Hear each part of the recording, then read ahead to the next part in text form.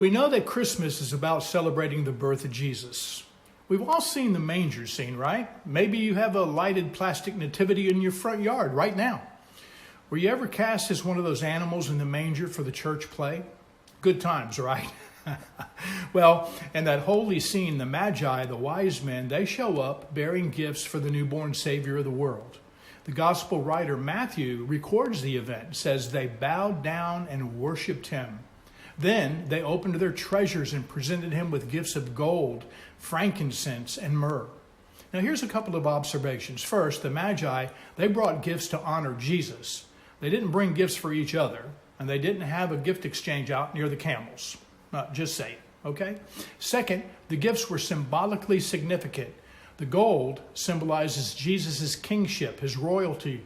The gift of gold acknowledges that this baby Jesus is the King of Kings. Frankincense was made from tree sap. It was a highly valued commodity and somewhat rare. The Jews used it in the temple worship. Prayers were offered before the altar of incense, which burned continuously. The sweet-smelling white smoke represented the prayers of the saints going up to God. The gift of frankincense signifies Jesus' priesthood.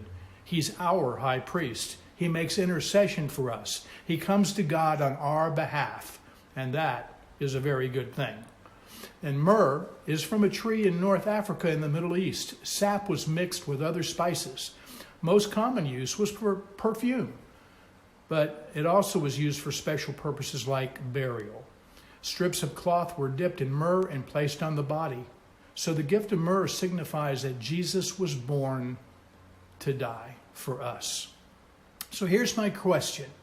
What gifts will you bring Jesus this Christmas? I've got 3 suggestions that will blow Jesus away. You can wrap up these gifts and get ready to experience the best time of your life. First, the gift of wholehearted devotion. Jesus said, love the Lord your God with all of your heart. Bottom line, be all in spiritually. Every fiber of your being, every day.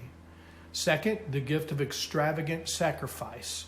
Sacrificial giving is the very essence of God. For God so loved the world that he gave. What does extravagant sacrifice look like for you? And third, the gift of extraordinary service.